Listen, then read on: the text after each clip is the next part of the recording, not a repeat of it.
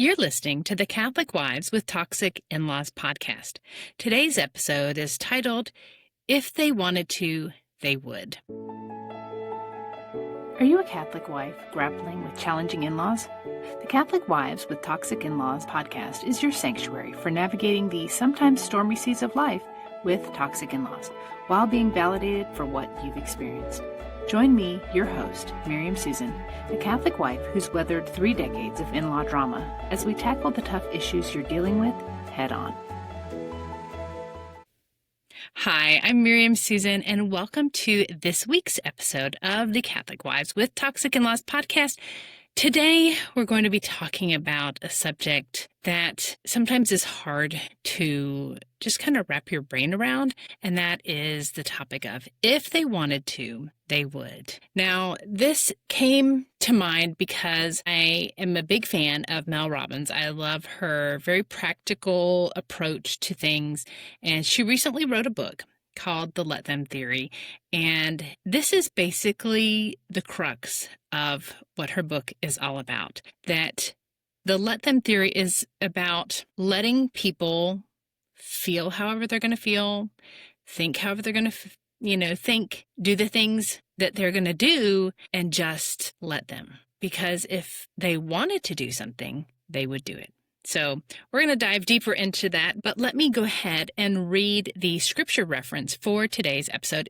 It comes from the book of Ezekiel, chapter 36, verse 26, and this is from the New Revised Standard Version Catholic Edition, and it says, "A new heart I will give you, and a new spirit I will put within you, and I will remove from your body the heart of stone and give you a heart of flesh." So let me begin with a scenario that is fictional, but is probably very, very relatable. Let's say that you have planned for Thanksgiving to be at your house this year, and you have specifically asked your mother-in-law 3 times, not once, not twice, but 3 times, to not bring her famous green bean casserole because your daughter is allergic to mushrooms. But she shows up anyway, and guess what she's got in her hands? She's got that green bean casserole right in her hands to serve to everybody at the dinner. And she acts surprised when you say that your daughter is allergic. And she might say something like, "Oh, I'm sorry, I forgot, but I'm sure a little bit won't hurt her." So how many times have you made excuses for behavior like this? You might think, well, maybe she's just forgetful. And sometimes that can be the case, right? Especially if we're dealing with older in-laws who are at that age where their memory seems to be failing, we can play that off. Or maybe we say, well, she didn't mean it. Or maybe your husband says, well, she didn't mean it. And maybe you think to yourself, well, maybe I didn't communicate that clear enough. Maybe I wasn't absolutely, positively clear, do not bring green bean casserole, because sometimes we do not speak clearly like we should. Maybe we do leave things kind of up in the air because we don't want to step on toes, and so we're not super direct when we say things. But those can often be just excuses. What if the truth is both simpler and harder to accept than we actually think? So there's a reality check that we need to consider, and that is this theory from Mel Robbins' Let Them Theory book. If they wanted to, they would. And when we break it down, people show you who they are through their actions, not their words, and not however we hope that they will be. And the uncomfortable truth is that if your in-laws really wanted to respect your boundaries, they would. If they wanted to include you in a genuine way in family texts, in family events, they would. They would make sure that you were invited. If they wanted to treat you as an equal part of the family, they would. They would treat you as an equal. And if they wanted to support your marriage, they would do that too. They would do it. So what we end up doing as Catholic wives is we end up bending over backwards to try to make things work. But this involves usually changed plans to accommodate your in-laws, changing your plans to accommodate their needs, wants, desires, mostly probably wants and desires. We have swallowed hurtful comments from our in-laws. We have given them one more chance over and over and over again.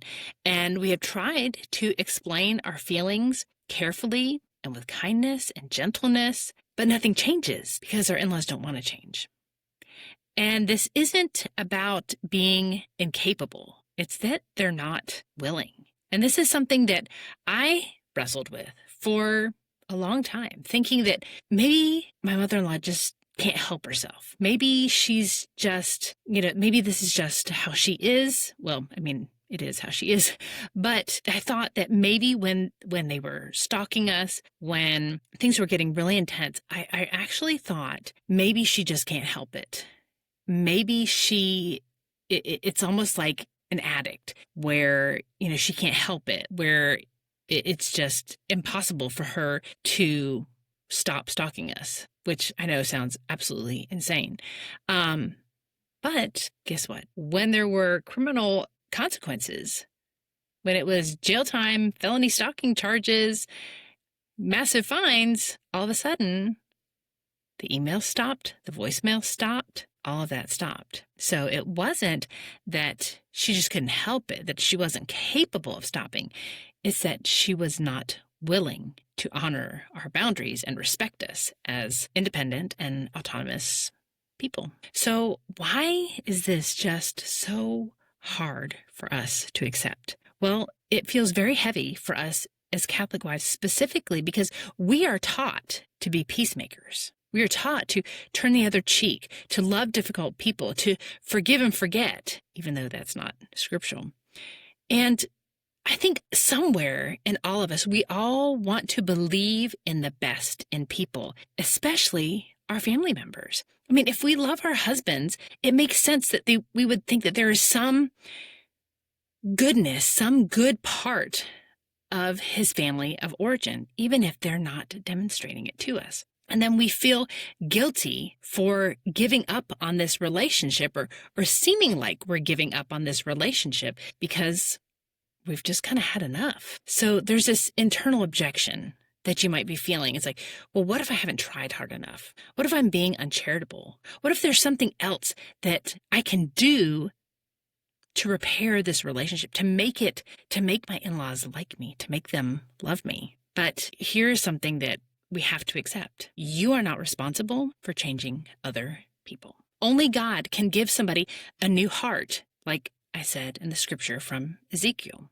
The difference between hope and denial is when hope says that I pray they'll change and I'll respond with grace when they do. But when we're in denial, we keep telling ourselves, if I just keep trying harder, they'll finally see me and change. They'll finally accept me as their daughter-in-law. They'll finally accept me as their son's wife. They'll finally accept me as a human being, but it just never happens. So one of these protects your peace, and that's hope.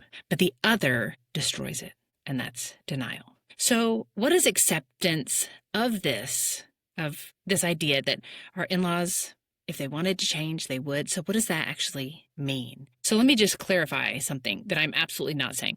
I'm not saying that you have to approve of their behavior or that you have to let them keep hurting you. Absolutely not. That's not what I'm saying. What accepting your in-laws and who they are means seeing clearly who they are based on their actions, based on their consistent actions, based on their patterns of actions, not who we wish they were. And that's really hard because I don't think any of us go into marriage thinking that we're going to have nightmare in-laws. I don't think we do. I think if you are listening to this podcast, it is because you do have this hope that things will get better, but sometimes that hope turns into denial because we put it all on us for them to change, and that's silly because we can't love somebody into changing. So there is freedom in accepting our in-laws for who they are because you stop waiting for them to become different people. You stop making excuses for any behavior that they do that hurts you. You stop putting your emotional energy into a battle that you are never going to win. And you can start making decisions based on the reality of your relationship, not this fantasy, soft focus, picture, painting that you have or you've held on to of what you thought your extended family relationships were going to look like. And this is super important as we head into the holidays, because we cannot expect this Christmas to be different just because it's Christmas. To toxic people, December 25th, Thanksgiving, any of these holidays, it's just another opportunity for them to stir up some chaos, stir up some drama. And they don't see Christmas in the same way you do. They tend to seem to see Christmas as an opportunity to pull on our heartstrings, to manipulate us, to guilt us into doing whatever they want. And just kind of ignoring any desires, wishes that we have for ourselves and for our family. And we can't expect them to suddenly respect our wishes about our children just because it's family time, just because all the rest of the family is in town. No, in fact, they tend to push more because the extended family will be around, especially if your in-laws are those that have to have this air of being the most amazing grandparents. So then it feels like it gets a whole lot worse. And the pattern of the behavior that you have seen in the past is the best predictor of future behavior. So you get to decide what to do with this information. Maybe it means limiting contact. Sometimes that is the best way to show love to your in-laws, is to put some distance between you and them so that you have just time to heal, to breathe, to think straight without that influence coming in and affecting you. It might mean that you attend family gatherings, but you and your husband set clear expectations for yourselves, not with your in-laws, about what you're willing to tolerate and when is the time to go. It's super important to have that line in the sand, especially if things have been volatile over last year's Christmas, volatile over the last time y'all got together. Maybe it was over the summer for 4th of July. Maybe it was a big family reunion. Whatever it is, you need to have that line in the sand decided ahead of time so that when you go into these family gatherings, you're on the same page. And if something happens, you both are walking out with the kids and leaving the gathering. And maybe it also means stopping that mental gymnastics of trying to figure out how to win people over that you can't win over. Usually with toxic people, they keep moving the goalpost. So you think you get to a certain point. Oh, no, you have to go a little bit further. Oh, no, you got to do a little bit more. Like spending time with the children. Oh, just seeing them for a couple hours is not good enough. Now they have to, spend all day. And oh, that's not good enough. So now they need to spend the night. And oh, that's not good enough. Now they need to spend the whole weekend. And oh, no, the weekend's just not long enough. And so now we need to go on vacation together. And oh, you can stay home and we'll take care of the kids ourselves. And I actually saw a really interesting reel this past week, and I'm going to have to do an episode about that, about unsupervised time with children. But anyway, back to our topic. If your in-laws really wanted to change, they would. They would do it. This isn't about you being mean. It's not about you being bitter. It's not about you not forbearing. It's not about you being unforgiving. It's about being honest with yourself, with your husband, with your children about what is actually going on. God gave us wisdom and discernment for a reason. We are allowed to use it. I know it gets hard. I know it gets kind of foggy when it comes to in-laws. It's like you're wearing glasses and you haven't cleaned them, like my son hasn't cleaned them in hours, and you look through it and things aren't quite clear, and then you can clean them off and you see clearly. That's what wisdom and discernment is like. We can just clear off our glasses and try to see things clearly because that's why God gave them to us. And then I want you to think about, what kind of behavior have you been making excuses for?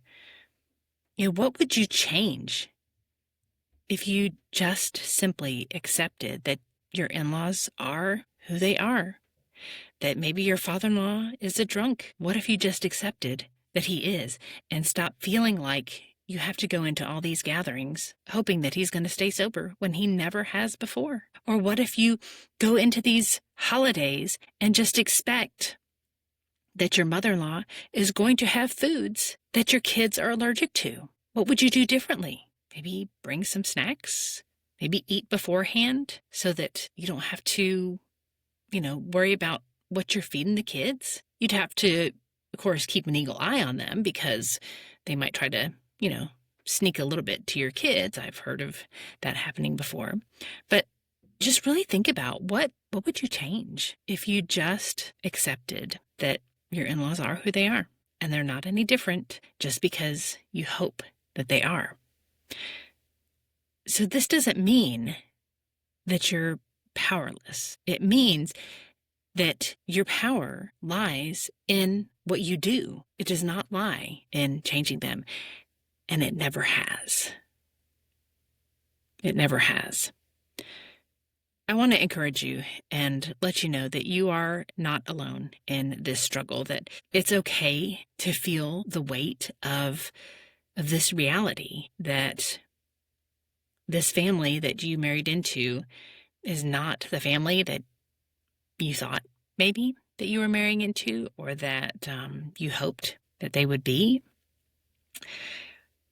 It's okay to wrestle with that and to be sad and to grieve that, but it's important to clean off your glasses, see clearly, and understand what you're dealing with, and see your in-laws for who they are. And if you feel alone in all of this, I want to encourage you to come and join me in my community for Catholic wives with toxic in-laws.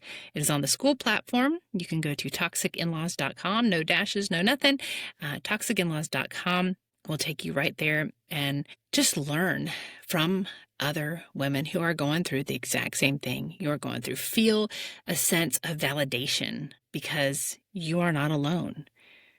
And you can join now absolutely free. I have decided to make the community part absolutely free. There are opportunities to upgrade if you want some of my paid trainings that will happen every month. This month we're talking about going into the holidays and how to handle that gracefully, how to handle it realistically when you have a tough relationship with your in-laws.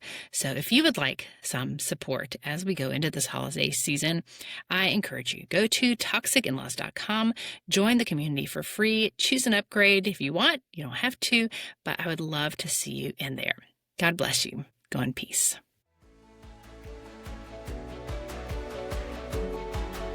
Thanks so much for listening to today's episode. But before you go, I want you to know something.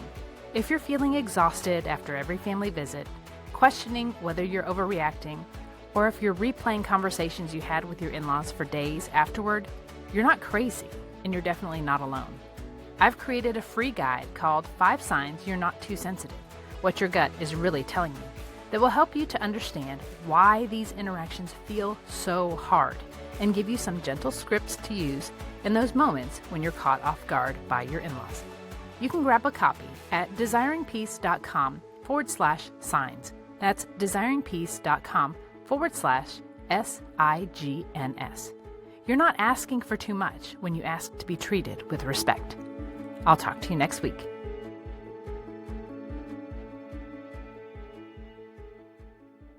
Disclaimer. All content and information on this podcast and our website, including our programs, products, and/or services, is for information and educational purposes only and does not constitute professional medical, psychiatric, or mental health advice of any kind, and does not establish any kind of professional client relationship by your listening to this podcast or use of my website. A professional client relationship with you is only formed after we have expressly entered into a written agreement with you that you have signed, including our fee structure and other terms to work with you in a specific matter. Although we strive to provide accurate general information, the information presented here is not a substitute for any kind of professional advice, and you should not rely solely on this information. Always consult a professional in the area for your particular needs and circumstances prior to making any professional, medical, or mental health related decisions.